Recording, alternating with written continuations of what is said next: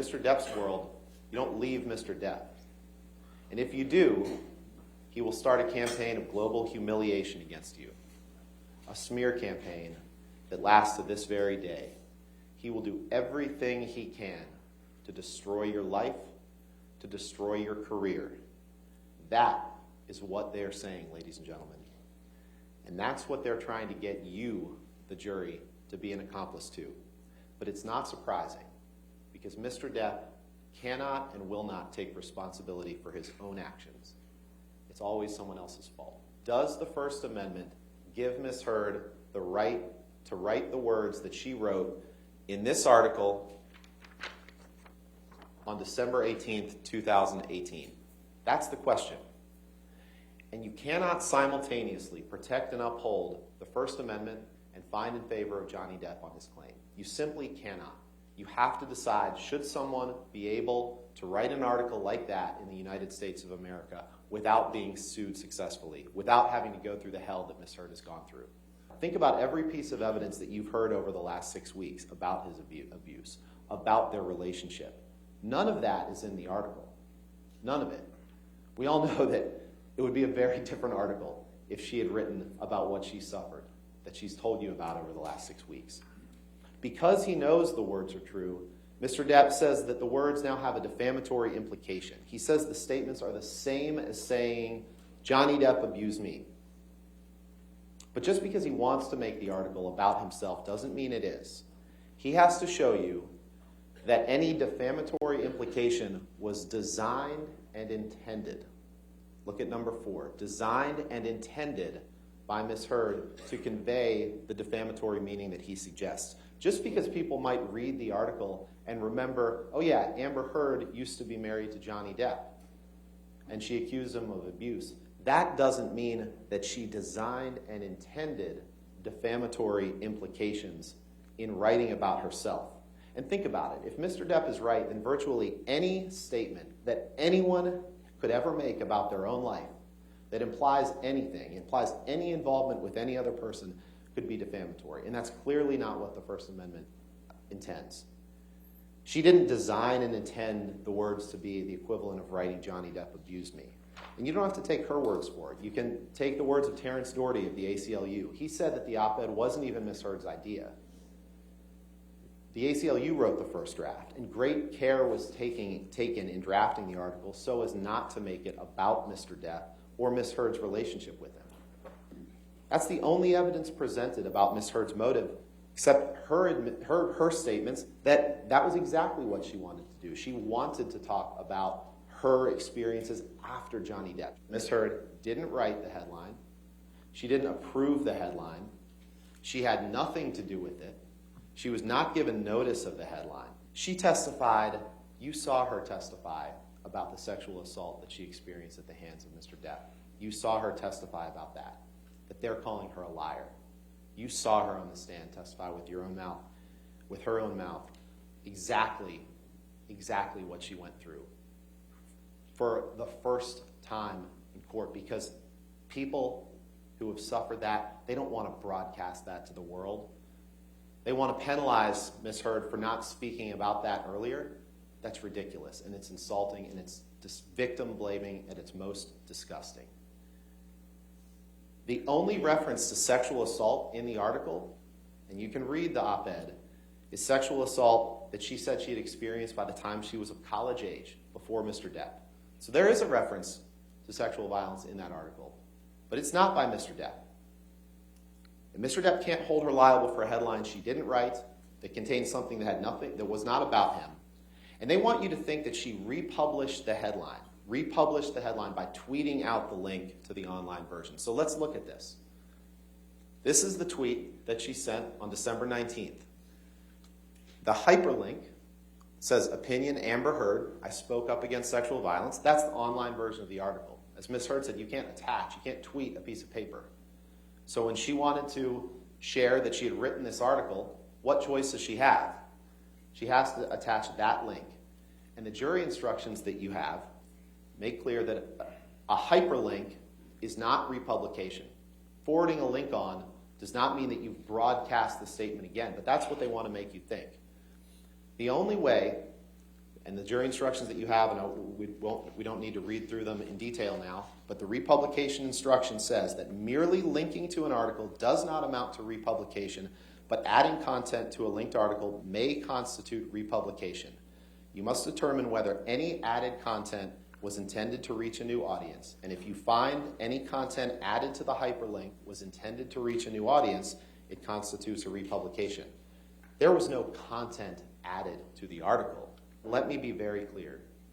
If Amber was abused by Mr. Depp even one time, then she wins. One time. And we're not just talking about physical abuse. We're talking about emotional abuse, psychological abuse, financial abuse, sexual abuse. That's what we're talking about. Let's look at the evidence. You heard Mr. Depp define abuse from his own mouth. He admitted all of that when he talked about his childhood. They're trying to trick you into thinking that Amber has to be perfect in order to win, even while they're ignoring Mr. Depp's many flaws. But don't fall for that trick. Amber's not perfect. None of us are. She's never pretended to be, and that's not what you're being asked to decide. One time, ladies and gentlemen, one time. If he abused her one time, Amber wins. Actually, if he fails to prove that he never abused her one time, Amber wins. So let's take a look at some of the evidence. This was one of the first messages shown to Mr. Depp in his cross-examination. This is a message to Paul Bettany, his drug buddy, early on in their relationship, when he says, "Let's burn Amber. Let's drown her before we burn her. I will f*** her burnt corpse afterwards to make sure she is dead."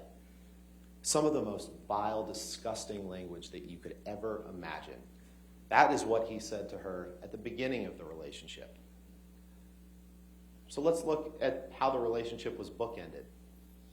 You remembered Mr. Depp the other day in response to some text that we'll see later saying, "I don't write like that." This is a bookend of the relationship. This is after it was over. I asked Mr. Depp to read that top text. You'll remember that was the only thing I asked him to read, and he immediately said, "I didn't write that text," even though, of course he did. Even though he wrote the text under it that said, "Hopefully that rotting corpse is decomposing in the trunk of a Honda Civic." That's how he bookended their relationship. Ladies and gentlemen, these words are a window into the heart and mind of America's favorite pirate. This is the real Johnny Depp. You can't restore his reputation. You can't give him anything. They didn't tell you that, but the court told you that. And that's a very, very important thing here. He told his story. He had his opportunities. He had his full opportunities to do all of that. And he came in here and lied to you and said he's here to get his reputation back. It's just one of many lies in this case, but it's a really big one. Because here we are, 6 weeks of your time, precious time, 6 weeks of this court's time, for what? For nothing. Only to go after Amber. That's psychological abuse. He's going after Amber for nothing.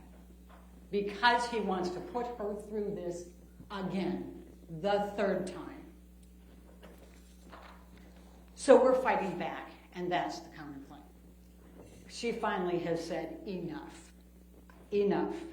And we're asking you to finally hold this man responsible. He has never accepted responsibility for anything in his life. Once again, the next day, Johnny apologizes to Amber. He says in 2 different text messages, that's 772 and 773, he says, "My profound apologies" in one of them, and "my apologies are eternal" in the other one. What is he apologizing for the next day on May 22nd if he didn't know that he did all of those things? She wasn't wearing any makeup. She was natural. She wasn't wearing a stitch of makeup. Every one of them says it. It's the exact same thing. Well, why would you say that? She's an actor. She's not going to go outside her house, without putting makeup on. And if she has bruises, why on earth, when she's been covering them up for 4 years, why on earth would she not put makeup on so that she would cover those up? Why on earth would she not want to cover up those bruises? It makes no sense. But you know what? You guys saw her here. You guys saw it. You saw Amber on the stand. There were days where she didn't wear eye makeup. A lot of people think that she's not wearing makeup when she doesn't have mascara and eyeliner on. She has different looks, and some of them are with eye makeup and some of them are without. And people misunderstand, especially people that aren't that good at makeup, and a lot of men, frankly, go, oh, then she probably doesn't have makeup. And that's where that mistake happens. But you heard her testimony, and you heard her makeup artist testimony saying she doesn't go out of her room without concealer and foundation. She knows how to put these things in. And you saw Defendant's Exhibit 155, and you'll have the actual thing in there. That's the type of palette she used, and she was very adept at telling you what colors she puts on for the different days of bruises. This is a woman who for 4 years did everything she could to cover up anybody knowing anything about this abuse. Do you honestly think she's just going to walk around for the week with her bruises exposed? Of course she's not. If you do the math, Amber is entitled to at least 31.5. What does she take? $7 million. What does she do with the $7 million? She gives it to charity, or she intends to give it to charity. Now, they make much ado about the pledge versus donation, but both the corporate designees for ACLU and for Children's Hospital said donation and pledge are interchangeable. You know, these are pledges. The ACLU corporate designee said you typically do pledges because of the tax benefits, and that's what she said. She pledged it over a period of time because of the tax implications to it and because she was getting paid over the time. Now, she started to make these donations, and you'll see that the first one was on behalf of Mr. Depp's business manager, Mr. White, actually sent the letters with the $100,000 for each of those. That was the initial ones. He was trying to take credit for those, and in fact, both the ACLU and Children's Hospital got confused and gave the credit to Mr. Depp, not to Amber, for those. Then she made payments to both, and Elon Musk also made payments to both for $500,000 each, which she didn't count to her pledge, but they helped those organizations. At the end of the day, she's made $1 million in payments to them, but then she got sued here and hasn't been able to because she spent $6 million in attorney's fees. That is unrefuted. She still intends to pay those pledges, honor those pledges, and she said that throughout, and I elicited from both the ACLU and from Children's Hospital, they haven't expired, she can pay them whenever she wants to, and she fully intends to, but she has to get out from under this first. They started to get Amber fired from Aquaman 2. They have continued to this day. They have followed her everywhere. Everybody has stopped wanting her. L'Oreal won't use her, even though they've kept her on from that time. She lost 3 different opportunities that were being discussed with her. The most significant part of that, though, is that Aquaman was the biggest blockbuster ever for DC Films. It was the biggest. It was over $1 billion. This was her opportunity for her star. Even the experts from Mr. Depp admitted this was her blockbuster. This was her mega. But what happened instead?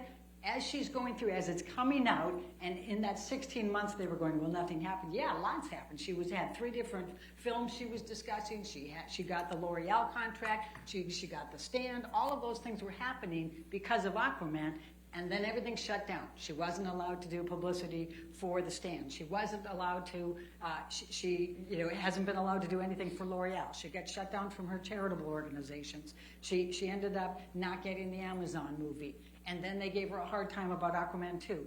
And instead of the career trajectory of the other comparators, who all went way up, and by the way, all the experts admit that that career trajectory went well for all the rest of them, and she's the only one that didn't have it.